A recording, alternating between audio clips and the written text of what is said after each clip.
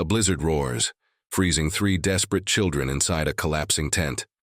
"You will sleep safe tonight," a gruff voice declares from the darkness. He emerges from the unforgiving mountains, a chilling detail in his gaze promising a refuge unlike any other. What he leads them to next will redefine their entire struggle for survival. She was Lena, though the name held little meaning now in the desolate plains where they huddled. Once she had known the gentle comforts of a settled life, the warmth of a hearth in a small, respectable home, and the secure embrace of community. Now, those memories were distant echoes, swallowed by the vast open maw of the wild. Her days were a meticulous dance of rationing the meager provisions, searching for dry kindling in the frigid air, and mending the countless tears in their canvas shield. Her hands, once soft, were now calloused and chapped, a testament to her unending labor. Every night, as the sun bled into the horizon, painting the sky in hues of desperate beauty, she would gather her little ones close, their small bodies a fragile warmth against her own. She would tell them stories of fantastical creatures and faraway lands, her voice a low, melodic hum, attempting to weave a blanket of magic over the gnawing pangs of their empty stomachs. But even her tales, vibrant as they were, could not truly banish the cold that crept into their bones, nor the fear that lurked in the shadows beyond the faint glow of their meager fire. The youngest, a boy barely 2, often shivered even in her arms, his tiny cries a piercing echo of their shared desperation. The older 2, a girl of 5 and a boy of 7, understood more than she wished, their eyes too knowing, too burdened for their tender years. They looked to her not just for food and warmth, but for answers, for the reassurance that everything would be all right. And she, in her heart, had none to give. The town, which had so readily condemned her, had been quick to forget the circumstances of her plight, quick to judge a woman left pregnant and then burdened by children, casting her out with whispers of scandal and impropriety. The man who had abandoned them was a phantom, his promises turning to ash, leaving Lena to bear the weight of societal scorn and the brutal truth of the wilderness. He had been a trapper, a smooth talker with eyes too quick and promises too easy, and his disappearance had sealed her fate. The mountain air, clean and sharp, seemed to carry the judgment of the world, reminding her that here, far from the false civility of men, survival was a solitary, unforgiving endeavor. She valued the breath in her children's lungs above all else, a fierce primal love that fueled her every exhausting effort. Yet, despite her relentless will, the nights grew longer, and the cold deepened its relentless grip. The occasional rabbit snared or berries foraged were never enough. The thin canvas offered scant protection against the coming snow, which threatened to bury them entirely. She watched the sky, a vast, indifferent canvas of bruised purples and grays, and saw the undeniable truth. Winter was not merely approaching, it was already here, a silent, deadly predator. Her strength, once boundless, now felt like a flickering candle, threatening to extinguish with each passing hour. A profound weariness settled deep within her bones, a crushing weight that whispered of inevitability. As the last sliver of twilight vanished, plunging the world into a black so absolute it seemed to swallow all hope, a primal dread seized her. The tent, her last fragile bastion, felt less like a shelter and more like a tomb, waiting.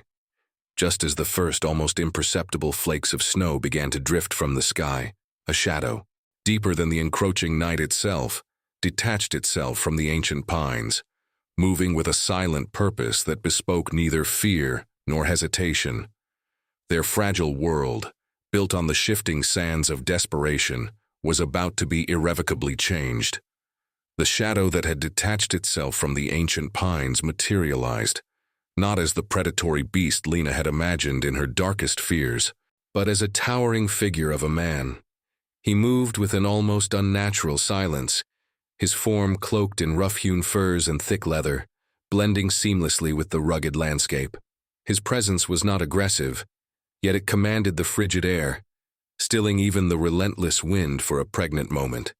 Lena, her breath caught in her throat, could only stare, her body aching with an exhaustion that had stripped away the capacity for immediate fear, replacing it with a strange, numb awe.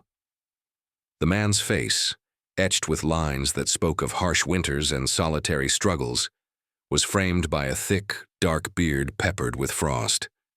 But it was his eyes that held her, eyes the color of a winter sky, deep and clear, devoid of judgment or pity, yet filled with a profound, almost ancient understanding.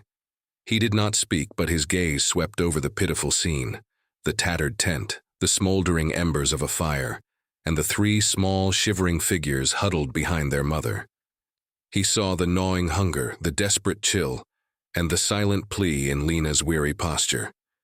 He was the Mountain Man, a name whispered in the distant valley towns with a mix of fear and superstition, a creature of legend, forged from the very rock and ice of the peaks above. To Lena, in that desolate moment, he was neither man nor legend, but a stark, undeniable presence that had emerged from the heart of the wilderness itself. He knelt, his movements fluid and deliberate, not before her, but beside the weakest of her children, a small hand reaching out instinctively towards his fur-clad arm. Lena flinched, a flicker of protective instinct momentarily overcoming her weariness. But he made no aggressive move. Instead, his gaze returned to hers, a silent question passing between them. There was no need for words, no space for polite introductions in the face of such raw, primal need. The air thickened with the scent of pine, wood smoke, and the sharp, metallic tang of approaching snow, a scent that promised finality. The decision was not hers to make, not truly. It was already made by the circumstances, by the indifferent march of the seasons, and by the sheer, unyielding will of this stranger. His voice, when it finally broke the heavy silence, was deep and resonant, like stones shifting in a hidden creek. It held the unyielding certainty of the mountains themselves, a decree rather than an offer. He looked not at Lena, but at the bruised, leaden sky that promised a blizzard, then back to her. He simply said that they would sleep under a roof this night. It was not a question nor a plea, but a statement of immutable fact, spoken with a quiet authority that brooked no argument. In that moment, Lena understood. This was the turning point, the point of no return. Her world, however fragile, was about to be irrevocably altered. Her body, protesting every move, felt a tremor run through it, not of fear, but of an overwhelming, almost violent relief. The chill that had seeped into her very bones seemed to recede, if only by a fraction. The desperate hope she had long suppressed now surged hot and fierce through her veins. This man, this wild, untamed being, was not offering salvation in the gentle, comforting words of a preacher, but in the brutal, unwavering promise of a survivor. He was offering a chance at life, a shelter against the death that clawed at their tent walls. Without waiting for a response that he clearly did not expect, he moved. His large, calloused hands, surprisingly gentle, gathered the two younger children, one cradled in each arm.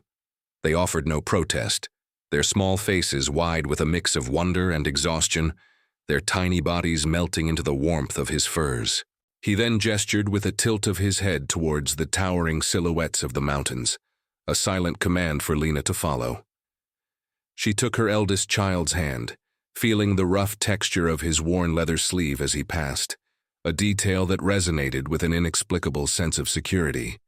The first flakes of snow, soft and persistent, began to fall, dusting their path in a ghostly white. The plains, which had been their merciless prison, now stretched behind them, a flat monochrome expanse swallowing their abandoned tent, already fading into insignificance. The world was shrinking, concentrating itself into the single purposeful stride of the Mountain Man, leading them away from the known desolation and towards an unknown fate. The ascent was arduous, a grueling climb in the deepening dusk. Lena's legs burned with every step, her lungs aching with the cold, thin air. The trail, barely visible, wound upwards through a dense forest of ancient pines, their needles crunching underfoot. The scent of pine resin mingled with the sharp, clean smell of fresh snow and the earthy aroma of damp soil. The only sounds were the muffled thud of their footsteps, the gentle rustle of falling snow, and the steady, reassuring breathing of the mountain man as he effortlessly carried her precious cargo. She noticed the uncanny way he navigated, his gaze unwavering, his step sure as if every root and stone was intimately known to him. There was a brief moment as they passed a weathered rock formation, where his eyes met hers again, and a flicker of something passed between them, not understanding but a shared acknowledgement of the harsh world they inhabited. It was a fleeting, almost imperceptible glance, but it left Lena with an unsettling thought. This man had not merely stumbled upon them. He moved with the precision of one who knew these lands, not just as a hunter, but as a guardian, as if he had been drawn by some unspoken call, some invisible thread connecting their desperate plight to his solitary vigil. The notion, however faint, that their abandonment might have been observed, might have been anticipated, added another layer to the enigma that was this man. As they climbed higher, the air grew colder, but a new scent began to cut through the frigid atmosphere. The undeniable, comforting smell of wood smoke. It was a beacon, a promise of warmth that seeped into Lena's very soul, urging her forward when her body cried out for surrender. The outline of a sturdy log cabin, tucked against the steep incline of the mountain, slowly emerged from the gloom, its single window glowing with a soft amber light. It was not a grand dwelling, but it was solid, steadfast, a fortress against the storm. The roof, thick with packed snow, promised insulation, and the chimney, exhaling a thin plume of smoke, spoke of a roaring fire within. It was a sanctuary, stark and simple, yet more inviting than any palace. As they reached the rough-hewn door, the mountain man set the sleeping children gently on the snow-covered porch. Lena, her heart pounding not from exertion but from a surge of emotion she couldn't name, stood beside him, watching her children. This was it. The threshold. The end of one life. The beginning of another. Tethered to the will of this silent, powerful man. She was no longer a victim adrift in a hostile world. She was a refugee, stepping into the unknown embrace of the wild. Her future irrevocably bound to the man who now pushed open the heavy wooden door, revealing a cavern of warmth and the promise of a night free from fear.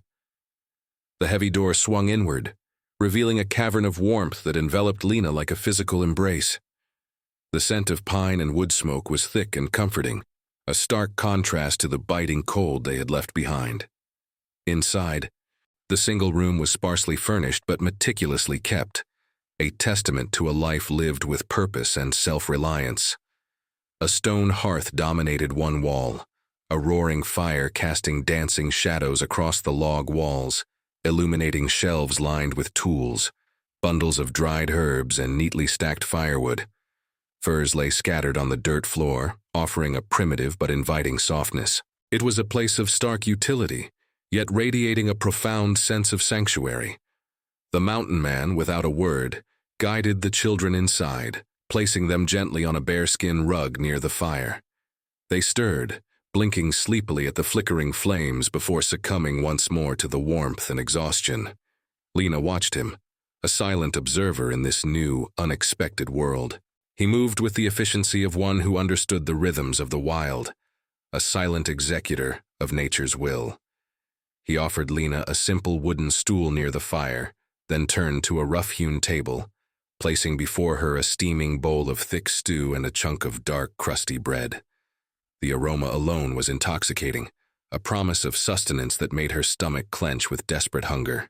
She ate slowly, savoring each mouthful, the warmth spreading through her body, chasing away the deep chill that had settled in her bones for so long. The mountain man sat across from her, his presence a quiet sentinel, his eyes observing her with an intensity that held no malice, only an unreadable vigilance. He spoke no more, allowing the crackle of the fire and the gentle sounds of their eating to fill the silence. There was a palpable tension in the air, a delicate balance between gratitude and apprehension, the unspoken question of her place in this man's isolated world hanging heavy between them. She was a refugee, he a recluse, and the mountain air, crisp and unforgiving, was their only witness. As the stew warmed her insides, Lena found herself studying her rescuer. His hands, though large and calloused, moved with a surprising dexterity, mending a tear in a hunting net. His profile, silhouetted against the firelight, was rugged and unyielding, yet she sensed a quiet solitude about him, a deep well of unspoken history. She wondered what had driven him to this isolated existence, what pains or betrayals had forged him into this formidable, silent guardian of the peaks. Her own past, a tangled knot of betrayal and societal scorn, felt raw and exposed, yet she knew better than to offer it unsolicited. Here, in this cabin high above the world, only the present mattered. The wind howled outside, a constant reminder of the savagery they had escaped, and the sturdy logs of the cabin felt like an impenetrable fortress. She was safe for now, but the question of tomorrow loomed large. This was his domain, his carefully constructed life, and she, with her 3 children, was an unexpected, disruptive intrusion. In the quiet hours that followed as the children slept soundly, wrapped in thick furs, the mountain man finally broke his silence. His voice, still low and resonant, cut through the sounds of the crackling fire. He spoke not of compassion or charity, but of the harsh realities of mountain life. He explained that this place offered shelter from the storms and protection from the wolves that roamed the lower valleys. It was a place where one lived by their hands, where every sunrise demanded effort and every sunset brought earned rest.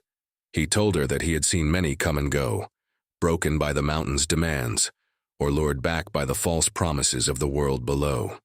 His words carried no malice, only a stark truth, a testament to the unforgiving nature of his existence. He then turned his gaze directly to Lena, his eyes piercing through her weariness. He would permit her to stay, he stated, not as a guest but as an inhabitant, a part of the rhythm of this mountain life. There was a subtle shift in his demeanor, a flicker of something in his eyes that Lena couldn't quite decipher. He mentioned, almost as an afterthought, that many years ago a woman from the valley, a healer known for her knowledge of herbs and wild plants, had once sought refuge in these very mountains, fleeing a desperate situation. She had left behind a small, intricately carved wooden bird, a symbol of freedom, a trinket he had found near an abandoned trapper's lean-to, far down the slope. It was a detail so small, so seemingly insignificant, yet it sparked a peculiar flicker of recognition within Lena. She had a similar carving, a small, worn token given to her by her own mother, who had been a quiet woman with a surprising knowledge of wild remedies. The mountain man held up the bird, its delicate wings worn smooth by time and touch, and Lena felt a strange tightening in her chest, a faint, unsettling echo of a connection she couldn't yet place. It was a piece of the past, a subtle thread that seemed to tie her unexpected arrival to something older, something deeper in the mountain's memory. The silence returned, heavier now with this unspoken, unacknowledged connection. The mountain man concluded his decree with the unwavering certainty that defined him. He would provide the shelter, the warmth, the very roof over their heads, for as long as they respected the mountain's rules and contributed to its demands. There was no room for idleness here, no space for the luxuries of the world they had left behind. The mountain demanded work, unrelenting and honest, in exchange for its unforgiving sanctuary. Her presence and that of her children would mean more mouths to feed, more wood to chop, more provisions to gather. This was the cost of their survival, the unwritten contract of the wild. He did not offer comfort but a stark, undeniable promise, a secure place to lay their heads, free from the biting wind and the prowling wolves, a safe harbor carved from the very heart of the wilderness. She would sleep safe tonight, and every night, but in return, she would earn her keep, proving her worth to the mountain and its solitary guardian. The first rays of dawn, sharp and cold, pierced through the small window, awakening Lena to a reality far removed from her previous life. The scent of pine and wood smoke was a constant companion, now infused with the smell of brewing coffee. The mountain man was already outside, the rhythmic thud of his axe splitting firewood echoing through the crisp mountain air. Lena, still sore from the arduous climb, rose with a newfound resolve. There was no time for idleness here, The mountain demanded action. She began by tending to the children, then setting about tidying the small cabin, arranging the few meager possessions she had brought with her. Her hands, though weary, moved with a purpose, clearing away the traces of their desperate journey. She swept the dirt floor, organized the furs, and began to boil water for washing, her movements a silent assertion of her intent to contribute, to claim her place. In the days and weeks that followed, Lena embraced the harsh rhythm of mountain life with a quiet determination. She learned to identify edible berries and medicinal herbs that grew in the sheltered nooks of the forest, her mother's whispered lessons from childhood resurfacing with surprising clarity. She learned to mend torn clothes with sturdy stitches, a skill vital in a place where every scrap of fabric was precious. The mountain man, whose name she learned was Elias, observed her with an almost detached vigilance. He never offered praise, nor did he criticize, but his eyes, sharp as a hawk's, missed nothing. He taught her to set snares for small game, to cure furs, and to recognize the subtle signs of changing weather. Her hands, once accustomed to gentle tasks, now grew strong and calloused from chopping wood and carrying water from the nearby spring. She was no longer merely surviving. She was learning to thrive, adapting to the unforgiving demands of her new existence. The children, too, began to flourish under the mountain's harsh tutelage. The youngest, once sickly and frail, now scampered around the cabin, his cheeks rosy with health. The older two explored the immediate vicinity, their fear slowly replaced by curiosity and a burgeoning sense of adventure. Elias, surprisingly, had a gentle patience with them, teaching them to identify animal tracks and the calls of various birds. He would often carve small wooden animals for them by the fire, his large calloused hands creating delicate figures with surprising artistry. Lena watched these interactions, a warmth spreading through her chest. This solitary man, once a figure of fear, was slowly revealing layers of quiet kindness, a depth of character hidden beneath his rugged exterior. The cabin, once a place of stark survival, began to transform under Lena's touch. She added small touches of comfort, a sprig of wildflowers in a crude vase, a neat stack of mended garments, a subtle shift that made it feel less like a temporary refuge and more like a permanent dwelling. One biting afternoon, Elias returned from his trap lines, his face etched with worry. A deep gash on his arm, the result of a falling branch, bled steadily. He moved to clean it himself, his usual stoicism unwavering, but Lena intervened. Her mother had possessed an almost instinctive knowledge of healing, a gift passed down through generations. She recognized the specific herbs, the exact pressure points, the gentle touch needed to clean and bind the wound. Elias watched her work, his eyes narrowed, a flicker of surprise in their depths.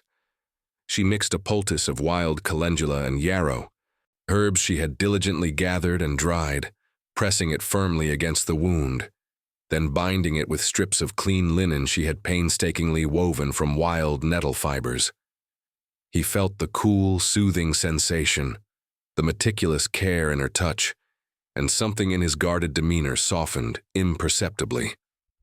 Later that evening, as the first heavy snow of the season began to fall, Lena found a small leather-bound journal tucked beneath a loose floorboard near the hearth. It was old, its pages brittle, filled with elegant faded script. It was not Elias's hand, but a delicate feminine writing. She opened it, curious, her eyes scanning the first few lines. It spoke of medicinal plants, of the healing properties of the mountain, of a lonely existence shared with a silent, watchful man. A chill, unrelated to the snow outside, traced its way down her spine. The elegant script, the detailed descriptions of herbs, even the particular turn of phrase, were strikingly familiar. It was almost as if she were reading her own mother's journal, a mother who had disappeared from her life years ago, a disappearance shrouded in vague rumors of her seeking healing in the remote wilderness. The carved wooden bird, the mountain man's earlier mention of a healer, and now this journal. It was all weaving into a tapestry far more intricate than she could have imagined. Her mother, the one who had taught her the secrets of the forest, had been here, in this very cabin, with this very man. The revelation was a quiet, internal earthquake. Her mother, whom she had mourned as lost to the world, had found her own sanctuary in these mountains, a sanctuary that now, by a twist of fate, had become Lena's. The journal offered no direct answers about her mother's ultimate fate, but it hinted at a deep connection with the man who now shared her cabin. It spoke of his silent strength, his profound knowledge of the wild, and the unexpected tenderness hidden beneath his formidable exterior. This place, this man, was far more connected to her past than she could have ever conceived. As the blizzard raged outside, blanketing the cabin in a shroud of white, Lena clutched the journal, its fragile pages a bridge to a past she thought forever lost. Her heart pounded with a mix of awe and trepidation. She had found more than just a refuge. She had stumbled upon a forgotten chapter of her own history, a legacy waiting to be uncovered. Her journey here, driven by desperation, now held a deeper, almost mystical purpose. The mountain man, unknowingly, held the key to her past and perhaps to her future. The mountain winds howled, a relentless chorus of icy breath against the sturdy logs of the cabin. Weeks had passed since Lena's discovery of the journal, its fragile pages a constant, silent presence. The unspoken connection with Elias deepened, a silent understanding forged in shared tasks and the quiet rhythm of their days. But the relative peace was fragile. One frigid morning, the eldest child, young Thomas, awoke with a fever that burned like wildfire, his small body racked with shivers and a racking cough that stole his breath. Panic, cold and sharp, seized Lena. She had seen this before, a sickness that swept through the valley settlements, claiming the weakest, especially children. Elias, usually stoic, watched the boy with a grim intensity, his face etched with a rare display of concern. The nearest doctor was days away, a journey impossible in the deepening snows. Their only hope lay within the mountain itself, and Lena knew, with a chilling certainty, that this was their ultimate test. Lena moved with an almost frenzied determination. Drawing upon the ancient knowledge her mother's journal, now her most cherished possession, had revealed, she began to prepare remedies. She ground dried willow bark for fever, brewed a potent tea from pine needles for the cough, and heated stones to create a makeshift steam tent for Thomas. Elias, for his part, became her silent, unwavering assistant. He climbed treacherous slopes to gather specific barks she described, fetched pristine snow to melt for fresh water, and kept the fire roaring, his presence a solid, comforting anchor in her storm of fear. The hours blurred into a desperate vigil. Thomas's breathing grew shallow, his small face flushed and pale by turns. The cabin, usually a haven of quiet, was filled with the sounds of his labored breaths, each one a hammer blow to Lena's heart. Elias watched her, his gaze unwavering, recognizing the fierce, protective love that fueled her every action. This was not merely survival. It was a battle for a life, a desperate dance against the encroaching darkness. As the night wore on, the storm outside intensified, a fitting backdrop to the battle within. Thomas's fever spiked, his small body burning, his eyes glazed with delirium. Lena, her own strength waning, felt a wave of despair threaten to engulf her. She looked at Elias, her eyes pleading, silently begging for a miracle. He, in turn, placed a large, comforting hand on her shoulder, a rare, tender gesture that spoke volumes. He left her side only to retrieve a small, intricately carved wooden box from a hidden compartment in the wall. Inside lay an assortment of dried herbs she had not yet encountered in her mother's journal, some she recognized as rare and potent. He indicated a specific root, one known for its powerful properties against lung ailments, a secret knowledge passed down through generations of mountain dwellers. Together, they prepared a stronger poultice, Lena's hands working with renewed purpose, guided by Elias's quiet, steady presence. The new remedy, applied with desperate hope, slowly began to work its magic. As dawn approached, painting the sky in hues of bruised purple and fragile pink, Thomas's fever broke. His breathing, though still shallow, became more even. He stirred, his eyes fluttering open, and for the first time in what felt like an eternity, he looked at Lena with a flicker of recognition, a small, weak smile gracing his lips. Relief, so profound it brought tears to her eyes, washed over her. Elias watched the boy, a subtle, almost imperceptible softening around his rugged features. The crisis had been averted, not by brute strength, but by Lena's tenacity, her ancestral knowledge, and their unlikely partnership. The cabin, once filled with the shadow of impending loss, now breathed a sigh of collective relief. In the quiet aftermath, as Thomas slept soundly, his small chest rising and falling gently, the fragile barrier between Lena and Elias finally broke. Exhaustion had stripped away their defenses, leaving them vulnerable, raw. He sat beside her, staring into the flickering embers of the fire, and in a voice barely above a whisper spoke of his own past, a past steeped in an unbearable grief. He spoke of a woman he had loved, a wife taken by the very sickness that had threatened Thomas, a loss that had driven him into the isolated embrace of the mountains, a self-imposed exile from a world that had betrayed him. He confessed the profound loneliness that had been his constant companion, the quiet despair that had haunted his solitude for years. Lena, in turn, spoke of her abandonment, the deep wound of betrayal, and the societal scorn that had cast her and her children out. She spoke of the hollow ache of loneliness, even amidst the clamor of a town that had judged her. As the last embers of their confessions died, leaving a quiet, shared understanding in their wake, Elias reached into his pocket. He pulled out the small, intricately carved wooden bird Lena had seen before, the one her mother had left behind. He revealed that he had found it clutched in her mother's hand years ago, when he discovered her, weakened by a terrible storm, seeking refuge in a forgotten trapper's cabin. He had nursed her back to health, and she, a healer of extraordinary talent, had stayed with him for a time, helping him heal wounds he hadn't known he carried, before departing one spring, drawn by an unspoken duty to help others. He didn't know where she went, only that she spoke of a daughter she hoped one day to reunite with.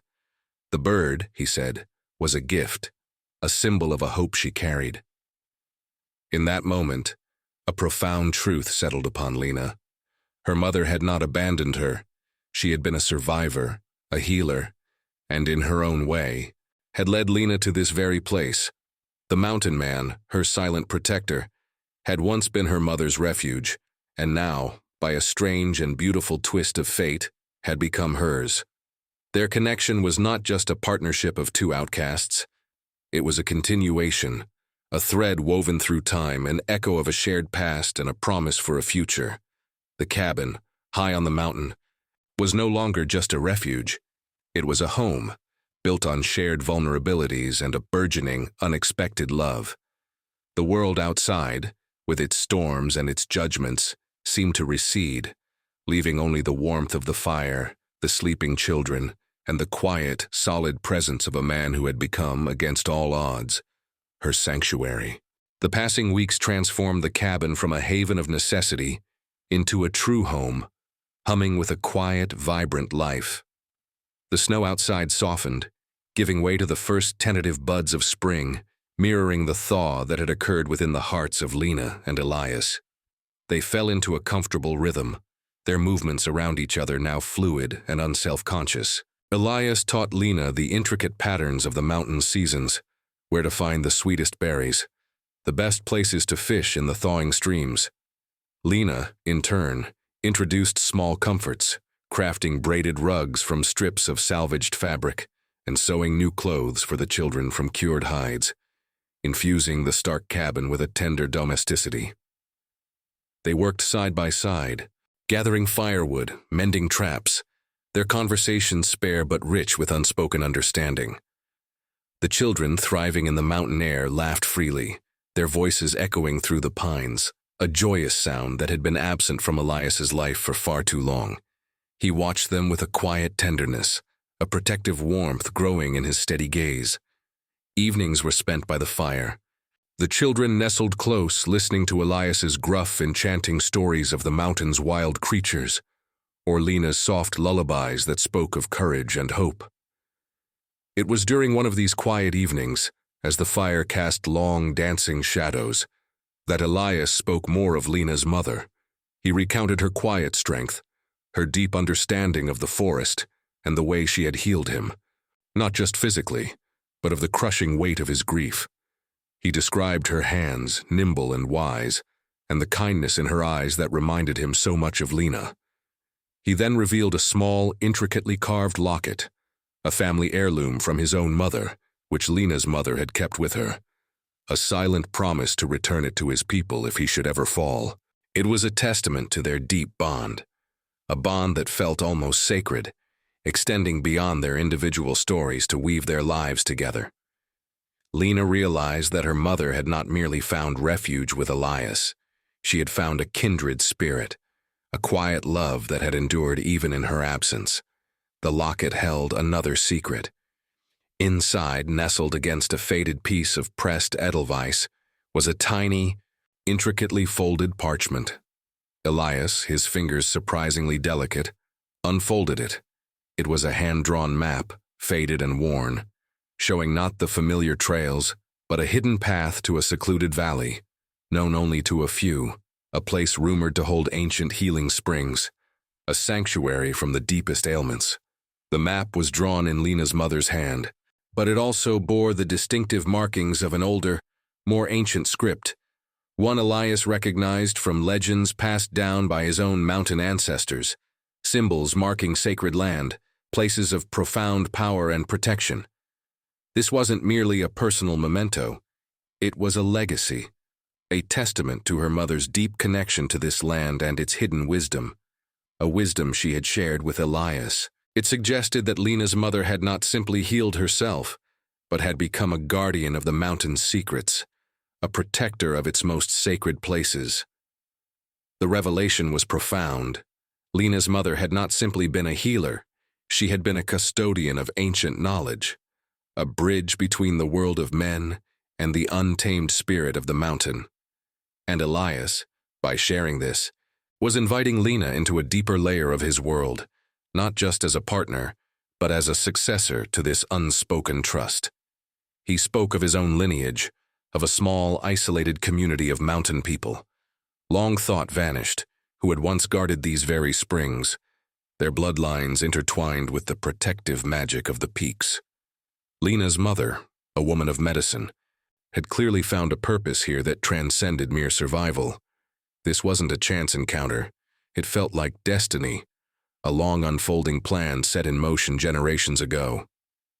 As the last sliver of the sunset painted the mountain peaks in hues of fiery gold, a sudden unfamiliar sound pierced the peaceful evening.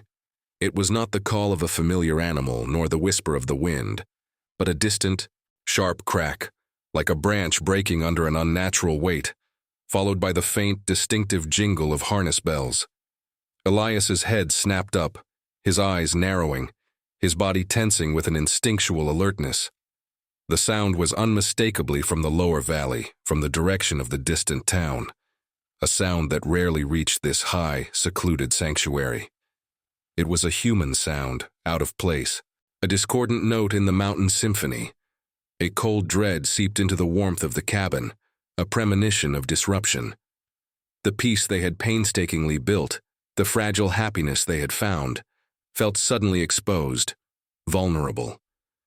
The outside world, with its judgments and its demands, was stirring. The mountain, which had offered sanctuary, now stood as a silent, formidable barrier against an encroaching threat. The quiet serenity of their found family was about to be shattered, their newfound home threatened by forces that had long stalked Lena's past. Elias rose, his hand instinctively going to the axe leaning by the door, his gaze fixed on the darkening path below. The mountain had given them peace, but now it demanded vigilance. The faint jingle of harness bells and the muffled thud of hooves grew more distinct with each passing hour, a relentless drumbeat against the mountain's tranquil silence. Elias, his face a mask of grim determination, moved with a silent urgency, securing the cabin, checking his rifle, and sharpening his axe. Lena watched him, a familiar knot of dread tightening in her stomach. The outside world, the world that had cast her out, was coming for her. She knew with a chilling certainty that it was her past returning, drawn by some unseen thread, to reclaim what it considered its own. It could be her former husband, a cruel and possessive man, or the town elders still fueled by their righteous condemnation. Whoever it was, they saw her as property, a wayward woman to be brought back into line, or perhaps a convenient scapegoat for their own failings. The sanctuary of the mountain, their fragile, hard-won peace, was under siege, and Lena, no longer a victim, felt a fierce, primal resolve to protect her children and the man who had given them a home. As twilight bled into a moonless night, the sounds grew alarmingly close.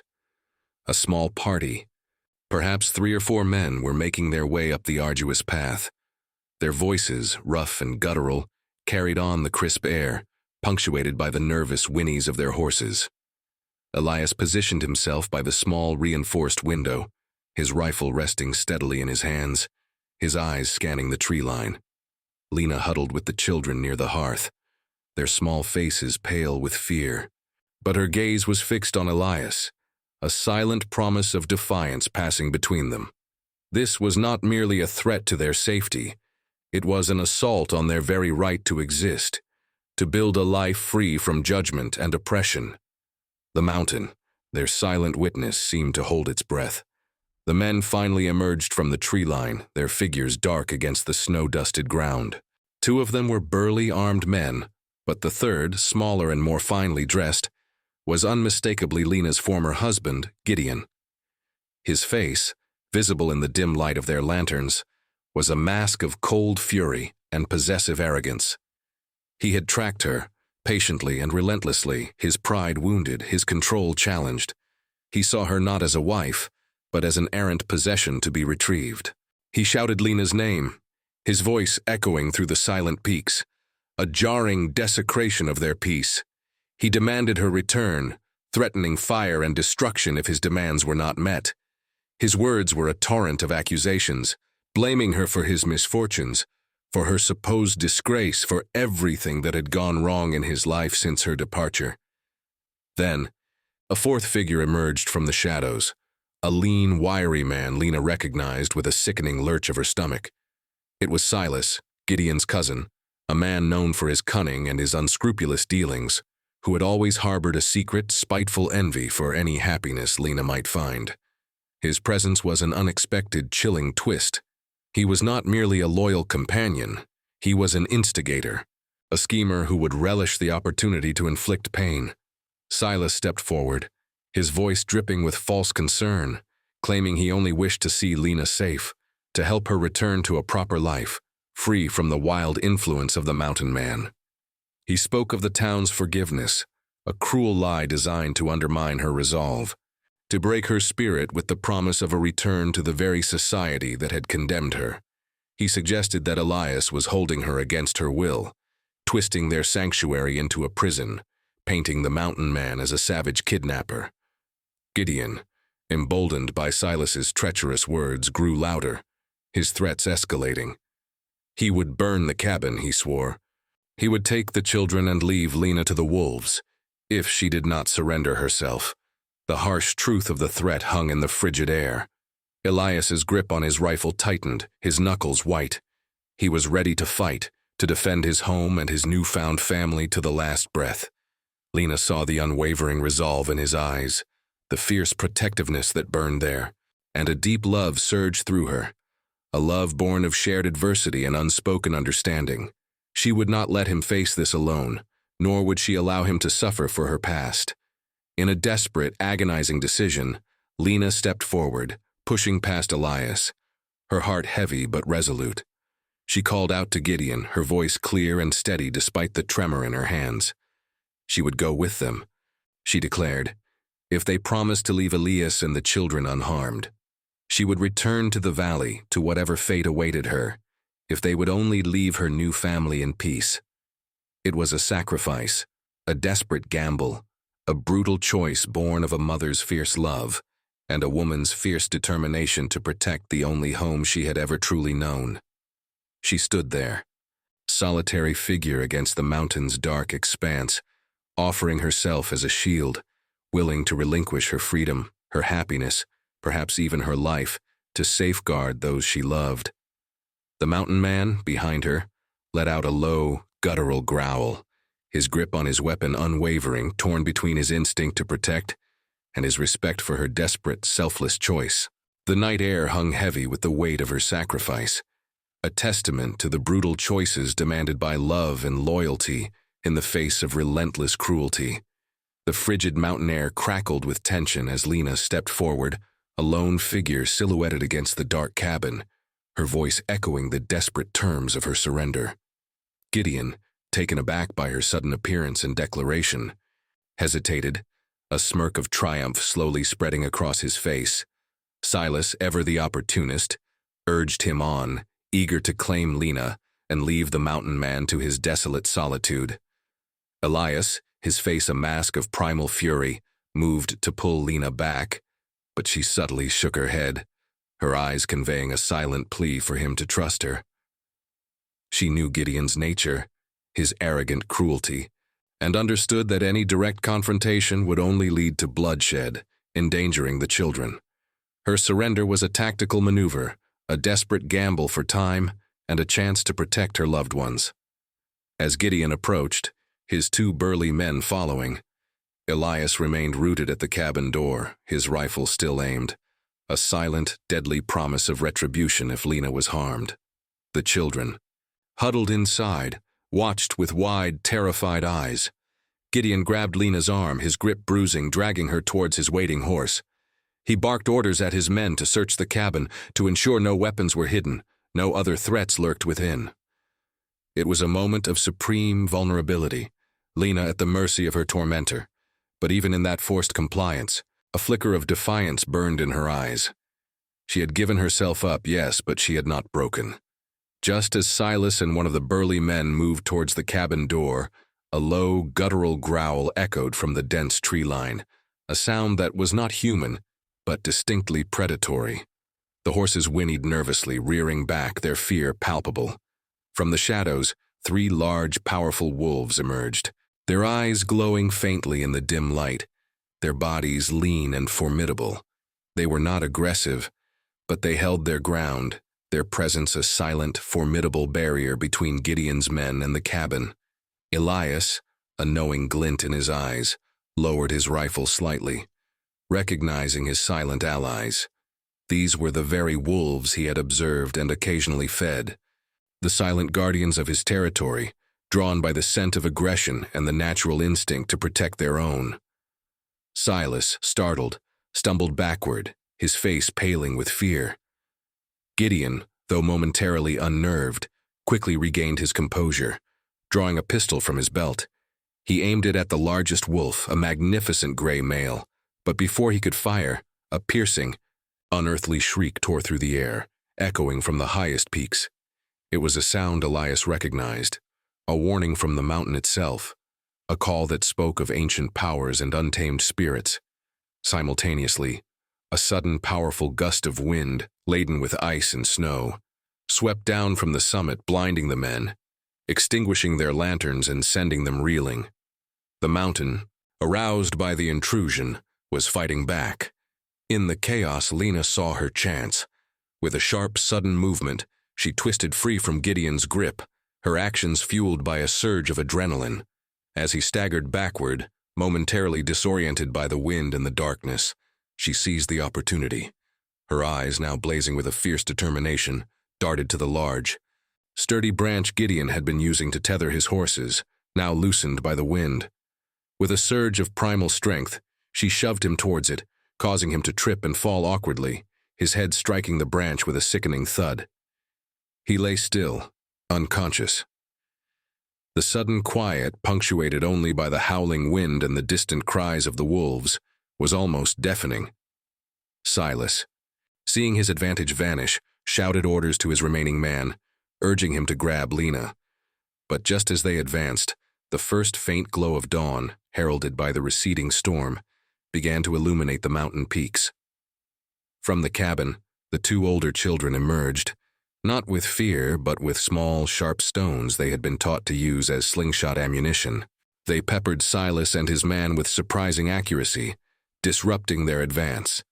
Elias, seizing the moment, stepped forward, his axe raised, a formidable figure against the rising light. He did not need to strike.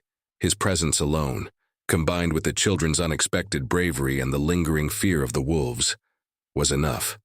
Silas, defeated and terrified, quickly gathered his unconscious cousin and his remaining man, scrambling onto their horses, retreating down the mountain path in a desperate, ignominious flight.